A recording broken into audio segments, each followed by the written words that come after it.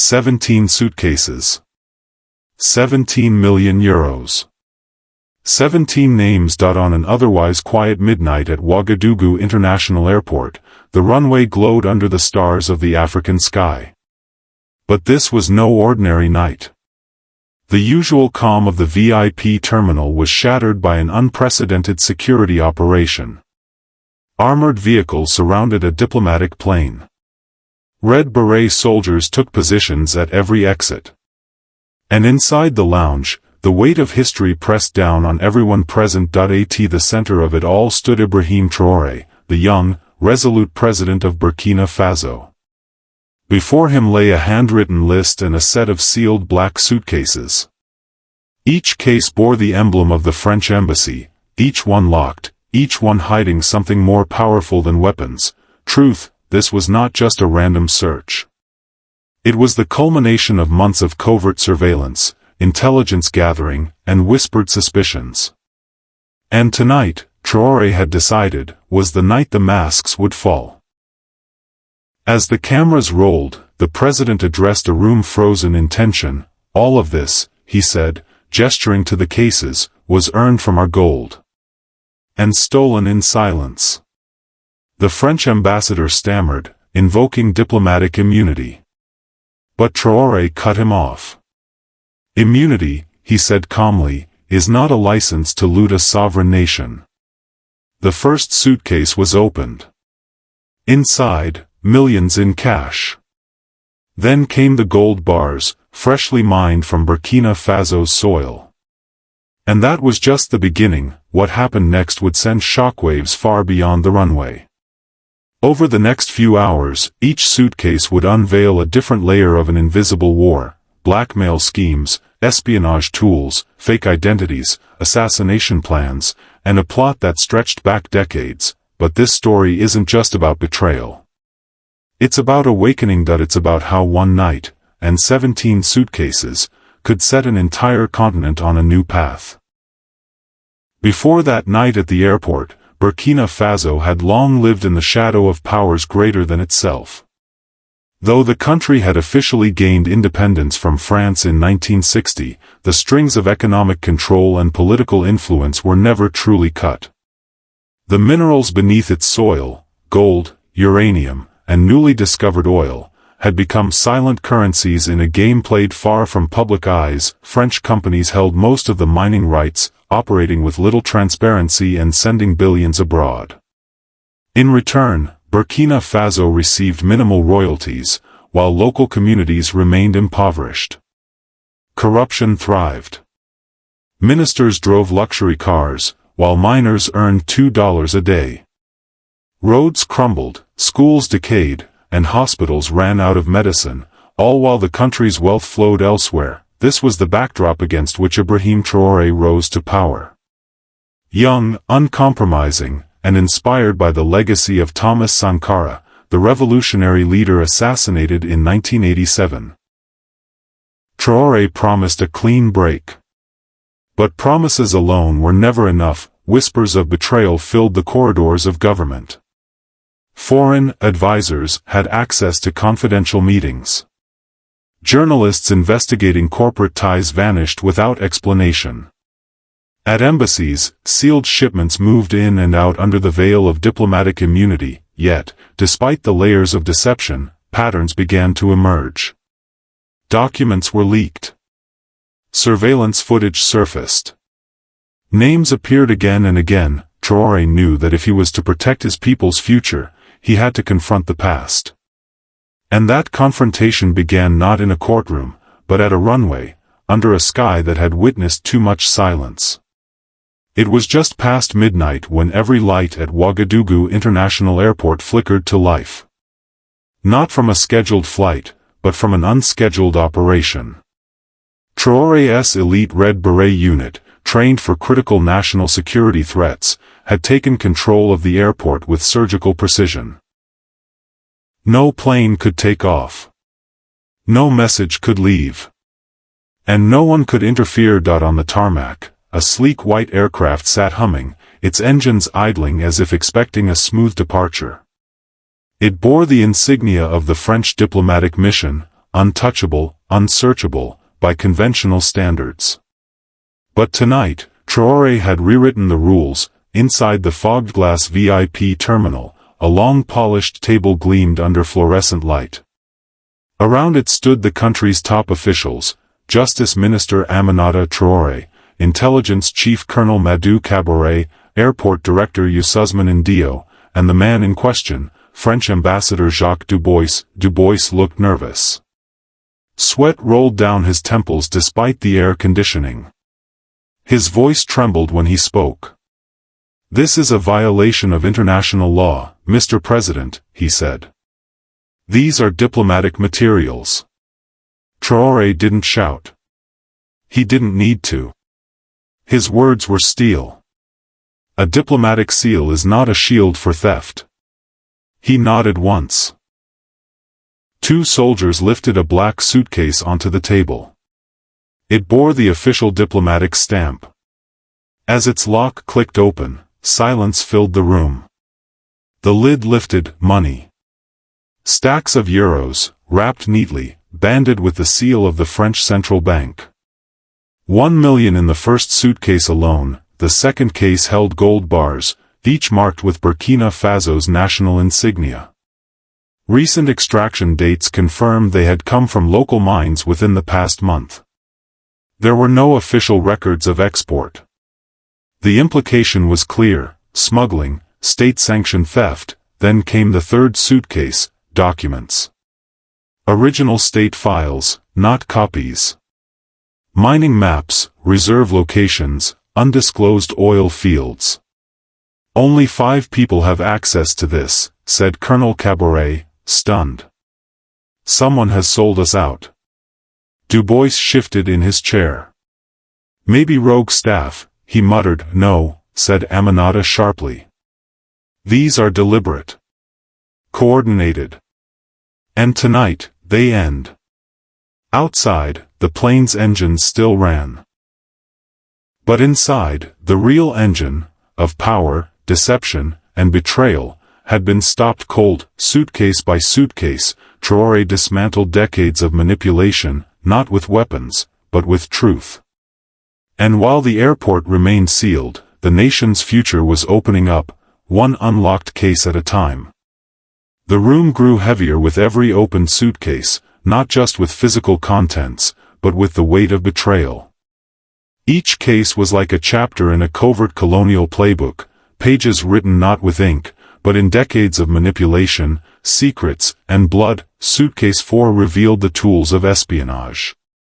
Micro-listening devices, camera lenses no larger than a button, bird-sized surveillance drones, and signal jammers, all military-grade. "These aren't gadgets," Colonel Caboret murmured. "This is battlefield tech, used not against enemies, but against allies." One device bore the logo of the NSA. "American intelligence?" Aminata asked, incredulous. "Shared with France under NATO cooperation," Traore replied. "And deployed, here." Suitcase 5 cracked open the veil of identity. Dozens of fake passports, driver's licenses, and diplomatic IDs, all belonging to the same handful of individuals. One man entered the country as a human rights observer, re-entered a week later as a journalist, and again as a UN advisor. "They don't just infiltrate institutions," Dio said quietly. "They shape narratives." Suitcase 6 made everyone freeze. Inside were Burkina Faso's top-secret military documents, troop deployments, weapon inventories, strategic vulnerabilities. "Only 3 people know this," Caboret whispered. "Correction," Traore said softly, 4. Including the janitor. Eyes turned to him. "She's worked in the General Staff office for 20 years. No one ever noticed her. That's what makes the best spies." Suitcase 7 was filled with money, again, but in multiple currencies. Euros, dollars, yuan, pounds. A bribery fund, Aminata concluded. Customizable corruption. Suitcase 8 contained luxury gifts. Watches, jewelry, designer electronics. Each item tagged with a name and a note, for the minister's wife, graduation gift for the governor's son. Not just buying loyalty, they were buying entire families. Suitcase 9 hit close to home. Private photographs, medical records, audio transcripts of closed government meetings. Even Traoré's own health reports. "We swept that secure room for bugs," Traoré said. "Then it wasn't a device," Traoré replied grimly. "It was a person." Suitcase 10 contained geological reports and soil analyses that took years of research to compile. "These will allow foreign companies to underbid our own firms," Dio said. "They'll pretend they'd discovered it themselves." Suitcase 11 was a propaganda toolkit. Banners, videos, brochures promoting a new leader, Laurent Compere, presumed dead in a failed 2019 coup.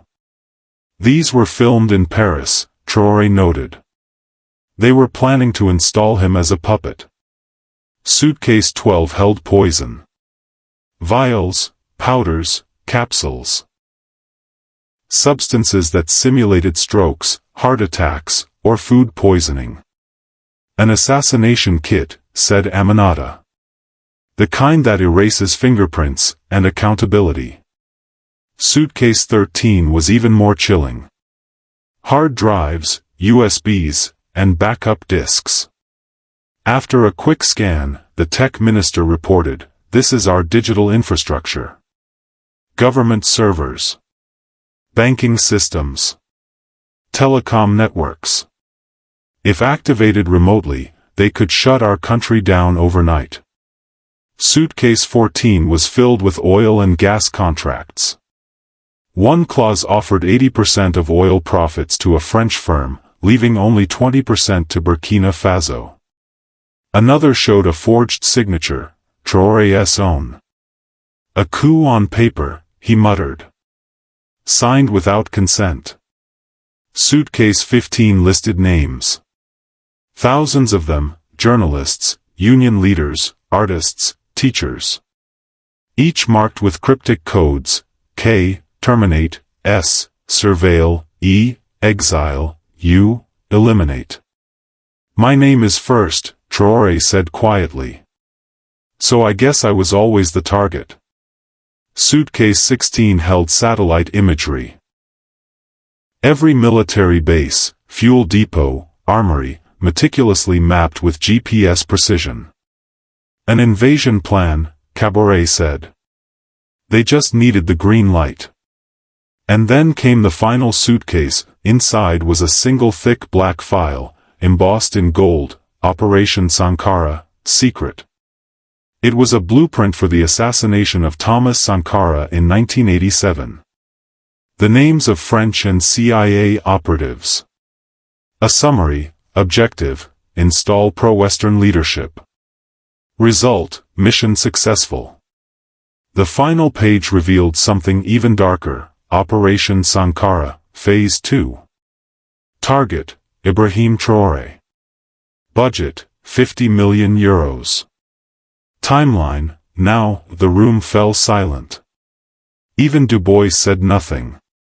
For the first time, his eyes dropped in defeat. "These aren't just suitcases," Traoré said, voice heavy with fury and sorrow. "They are the true history books of our suffering, and the evidence of our awakening." At 6 a.m., Burkina Faso's national television interrupted its normal programming. A solemn Ibrahim Traoré appeared on screen, standing in front of the now iconic 17 suitcases. His eyes were resolute, his voice steady. "Last night," he began, "our country faced its truth. For the next 2 hours, every suitcase was opened live on air. Every document, every photograph, every gold bar, every spy tool, laid bare for the entire nation to witness. It was not a speech. It was evidence. And it was irrefutable. What followed was unlike anything the country had seen since its founding. By midday, the streets of Ouagadougou were overflowing. Tens of thousands gathered, students, miners, nurses, elders. They waved flags and chanted, "Our gold is ours. Down with colonialism.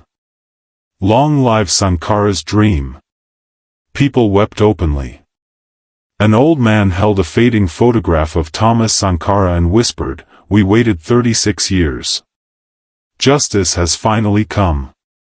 A young woman declared on camera, "My father works in the mines. He earns $2 a day. The gold he pulls is worth thousands." But now, maybe that will change. Across the capital and into the countryside, a collective realization took root: this was not just a scandal. It was a turning point. Social media exploded. The hashtag 17 suitcases trended across Africa and beyond. Artists painted murals overnight. Schools canceled classes so children could watch the broadcast. For the first time in decades, the people of Burkina Faso felt like owners, not tenants, of their own future. The parliament was called into an emergency session. The contents of the suitcases were entered into public record. Traore declared a full investigation into every name and contract. 17 officials were immediately detained. Arrest warrants were issued. Homes and offices were raided, but there was no mob justice. "We are not them," Traore said. "We are a state of law." And so, as the sun rose fully over the Sahel, it illuminated a nation transformed, not just by revelation, but by resolve. The 17 suitcases had unlocked not just secrets, but sovereignty. The shockwaves from Ouagadougou rippled far beyond the borders of Burkina Faso. Within hours, crisis meetings were convened in Paris. The French president was livid. Unacceptable, he barked in a closed-door session. "We must respond immediately." But the foreign minister hesitated. "Mr. President, the footage is already global. Every document, every photo, broadcast live. If we intervene now, we risk losing the entire continent." The French military weighed air support. The intelligence services scrambled to assess fallout. But by then, the damage was done, not militarily, but morally. Across Africa, the dominoes began to fall. In Mali, President Imi Goa convened his own emergency session. "All French contracts will be reviewed," he declared. "And effective immediately, our airports will conduct full inspections of all diplomatic cargo." In Niger, youth flooded the streets chanting, "Where are our 17 suitcases?" Banners read, "Our uranium is ours." Similar scenes unfolded in Guinea, Senegal, and the Ivory Coast. An emergency session was called at the United Nations. The French representative stood, visibly agitated. "This is a violation of diplomatic immunity," he argued.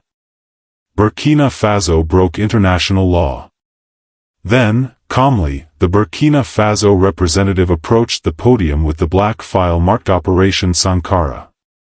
"And what does international law say," he asked, "about murdering sovereign leaders, looting national resources, and enslaving entire economies with debt and deception?" He placed the documents on the table. Silence followed. The Chinese delegate stood. "We support Burkina Faso's right to sovereignty." The Russian envoy added, "Colonialism is dead. Those who refuse to accept that will be left behind by history." The United States remained silent, trapped in strategic ambiguity, unwilling to support France, yet cautious of openly endorsing Burkina Faso. News outlets dubbed it the Ouagadougou revelation. Social media ignited. Think tanks reeled. Editorials were written. For the first time in modern history, a small African nation had turned the global order upside down, not with violence, but with truth. The world was watching. And for once, Africa was leading. Weeks after the incident, the 17 suitcases were moved into a permanent exhibition hall at the newly established National Independence Museum. Inside, each suitcase sat under glass, labeled not just by number, but by the story it told: the gold that was stolen, the poison that silences, the map of betrayal. School children visited daily. Teachers explained, in these suitcases were our stolen futures. And a little girl, staring wide-eyed at the case of gold bars, asked, "Mama, is this ours now?" Her mother smiled. "Yes, my daughter. It's ours. Forever." Across the nation, visible change followed the awakening. New schools rose in rural villages. Clinics reopened with fresh supplies. Roads were paved where there were none. For the first time in decades, the profits from gold exports were not vanishing into offshore accounts, they were building a future. The international press called it the Burkina miracle. But President Traore rejected the term. "There is no miracle," he said in a national address. "We simply used what was already ours." Economically, the country broke from dependency. Plans were announced to print a national currency, form an African economic bloc, and open a state-run central bank. Politically, laws were reformed. Transparency became the new standard. Traitors within the government were arrested, but judged through due process, not revenge. Then came the diplomatic reckoning. A month after the broadcast, a French delegation arrived, led by an elderly diplomat, Pierre Falcart, grandson of Jacques Foccart, the architect of France's post-colonial grip on Africa. "We want to open a new page," he said. Traore agreed, on one condition. The talks would be broadcast live. "My people will see everything," he insisted. In front of millions, Traore looked the diplomat in the eye. "First, admit the past. Admit you killed Sankara." After a long silence, Falcart said, "Yes. France played a role. We are sorry." It was a historic moment, and yet, the story didn't end there. A month later, a failed coup attempt backed by mercenaries was crushed at the border. Its leader, the once feared compere, confessed on live TV. France gave money, weapons, promises, then abandoned us. 6 months on, Burkina Faso had not just survived, it had thrived. And the 17 suitcases, once symbols of theft and manipulation, had become something more powerful, symbols of truth, courage, and ownership. Traore once said, "I only opened the suitcases. The real work was done by the people. They woke up. They stood tall. And they never slept again." Now, the world was awake too.